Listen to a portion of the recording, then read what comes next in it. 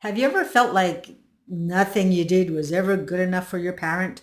Maybe you grew up with a parent who seemed to demand perfection or whose love felt conditional, given only when you fit their expectations. Today, we're going to be talking about the narcissistic parent. We'll look at the roles that siblings take on, the emotional scars left behind, and why so many of us end up repeating these patterns as adults. And before we begin, for those who don't know me, my name is Deanna King, and this channel is all talk narcissism and codependency. So, that being said, let us begin. It's important to start by understanding what makes a parent narcissistic. Narcissistic parents often see the world through a lens that revolves entirely around themselves. They want attention, they want control, and they want validation. And they often lack the empathy to genuinely connect with their child's feelings. Love in their world is conditional. It's given when you make them look good, and it's withheld when you assert your own needs. For a child growing up in this environment, it's confusing. You might have felt like you were constantly walking on eggshells, never knowing when your parents' approval would come or when their criticism might strike. And over time, this uncertainty, what it does is it teaches children to suppress their own needs in favor of managing the parent's mood or the parent's needs. Narcissistic parents often fall into very predictable patterns with their children. Children are raised for being perfect, smart, or obedient, while others are criticized or ignored. The child who receives praise often becomes the golden child, seen as an extension of the parent's success rather than their own person. The golden child learns to perform for approval, and some end up struggling with boundaries later in life. And then others can grow up with also having narcissistic traits, believing that they're better than everyone and they expect special treatment because that's what's been programmed in them. Meanwhile, another sibling may be labeled the scapegoat, the one who bears the blame for everything that goes wrong. These scapegoats' mistakes are exaggerated and their achievements they're minimized. And this dynamic, it teaches children early on that love and recognition are tied to performance and compliance rather than who they truly are. Growing up in this environment leaves deep emotional scars because children of narcissistic parents, they often feel unseen, they feel unheard or unworthy or all of the above, no matter what they accomplish. They carry a constant weight of self-doubt and anxiety, always questioning if they are enough.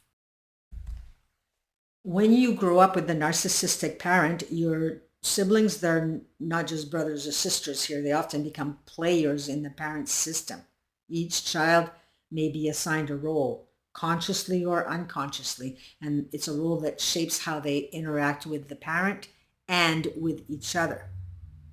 The most common roles that you might recognize are the golden child and the scapegoat, though there are other variations too, like the lost child or the peacemaker. Let's take a look here.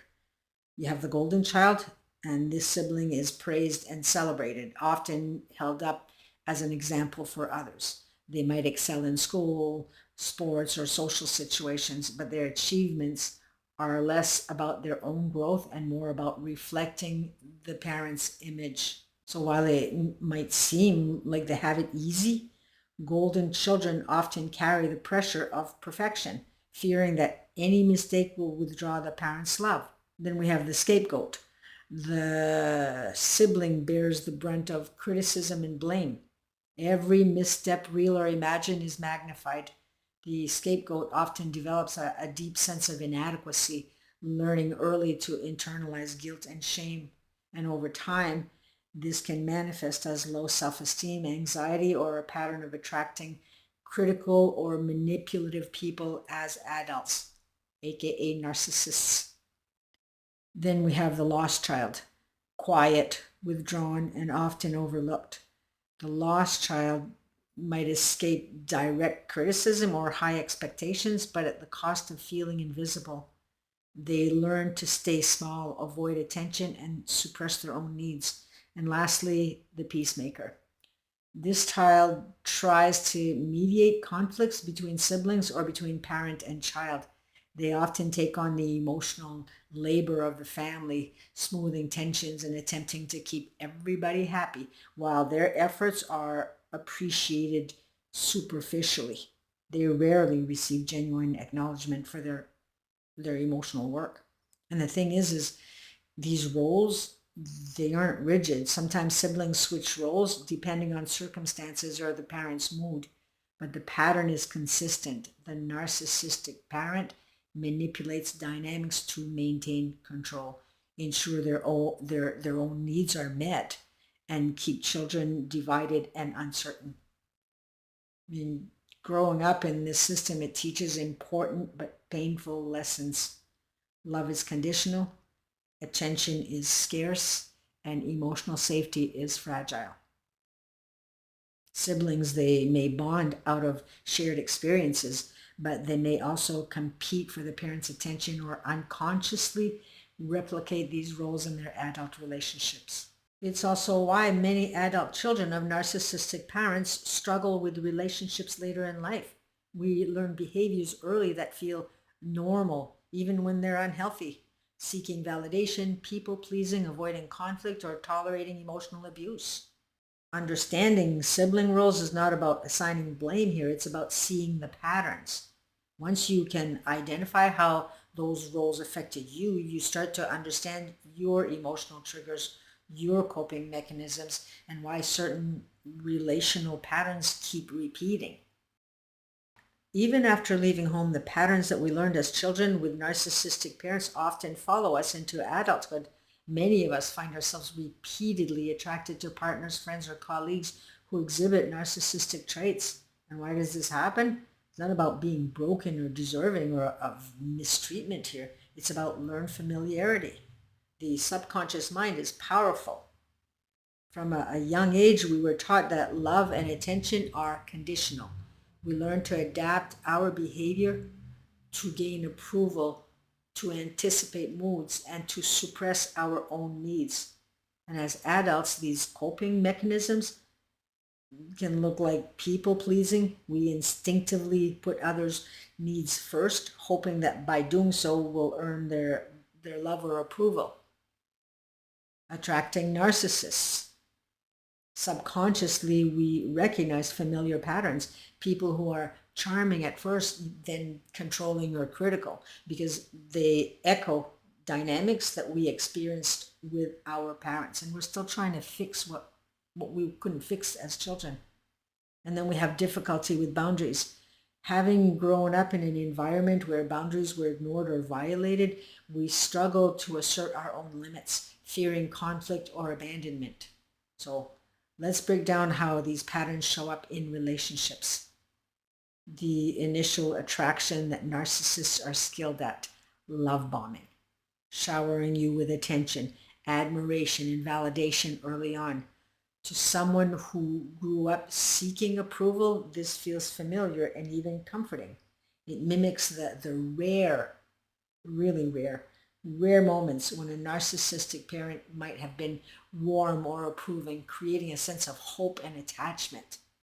Subtle control. Once the initial charm fades, the dynamic shifts. Narcissists often test boundaries. They manipulate emotions or create dependency.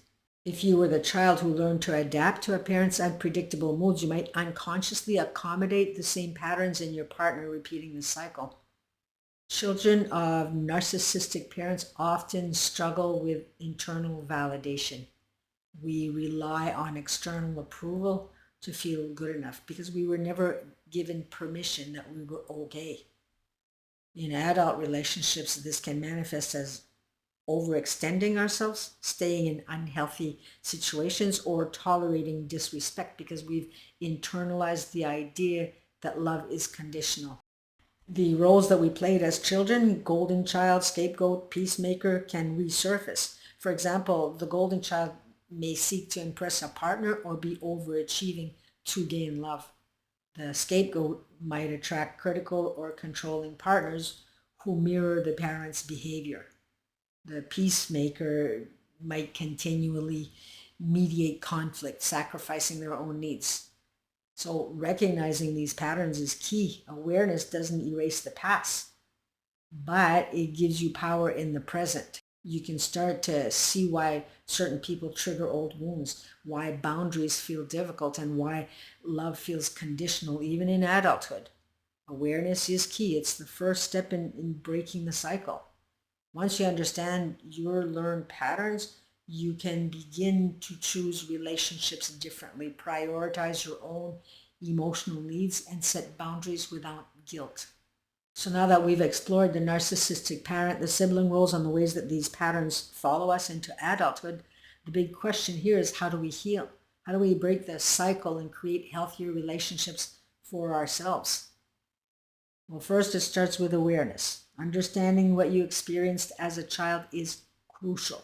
Recognizing the roles you and your siblings were assigned, the patterns of emotional manipulation that you learned, and the ways that these dynamics shaped your adult relationship is the first step towards freedom.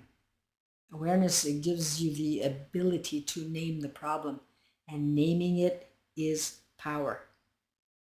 Second, it's about self-compassion. Many adult children of narcissistic parents, they carry guilt, shame, or self-blame. You might feel like you should have known better, or that you somehow contributed to the dynamics that you endured. But regardless, none of this is your fault. The manipulation, the criticism, and the emotional neglect were the parents' responsibility, not yours. Healing begins when you stop blaming yourself and start honoring your own experience. Next, you want to focus on establishing healthy boundaries. Boundaries are essential for protecting your energy, emotional well-being, and self-respect. Setting limits doesn't make you mean or selfish here, it makes you human.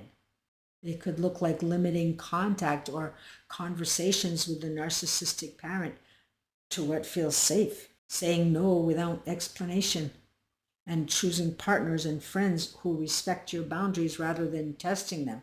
But in order to be able to do any of this, you might want to learn emotional literacy first. Would make it a lot easier. It wouldn't be forced this way, it'd be natural. Emotional literacy, it's a way to get you to acknowledge self, because lack of acknowledgement growing up is what's created this whole mess today. You feel stuck. You can't move forward, not just in relationships, but somehow every time that you want to start something new, it ends up not working out. It's a type of self-sabotage. I have a video on this, but I'm not sure if it's on this channel or on my old channel, which I have deleted. I'll look, and if I do, then I'll leave the link in the description. And if I don't have it, well, I'll redo another one because it's too important. Once you learn emotional literacy, you automatically change because you've acknowledged the self. But in the meantime, another step is identifying triggers and patterns.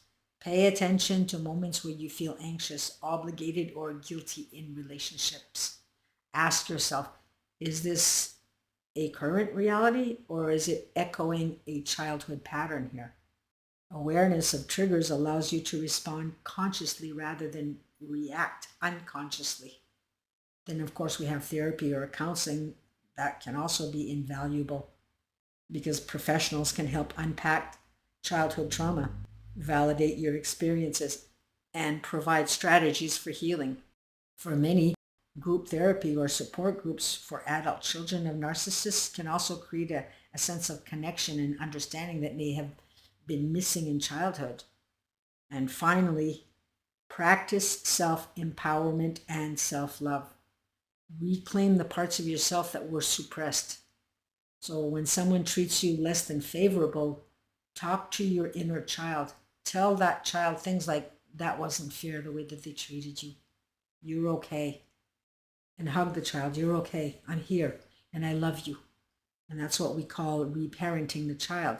And it works because any information given while in an emotional state drops right down into the subconscious mind. Reparenting the child also means celebrating your achievements, honor your emotions, and nurture your creativity and intuition. And on days where you feel like a failure because something went wrong in your efforts of the day, you tell the child, it's okay, everyone makes mistakes, or you did the best you could, you are enough. And this is how you begin to rewrite the narrative. Not as someone defined by a narcissistic parent, but as defined by you, as a whole, authentic person capable of healthy relationships. Remember, healing isn't linear here. There will be setbacks, moments of doubt, and lingering triggers. That's normal. What matters is consistency.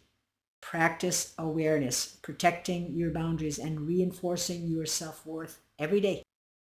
By understanding the dynamics of a narcissistic parent, recognizing sibling roles, and exploring how these patterns show up in adulthood, you're gaining tools to break the cycle.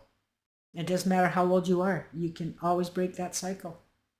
You can choose how to show up in relationships, how to honor yourself, and how to build a life where love is unconditional and respect is mutual. So take a breath.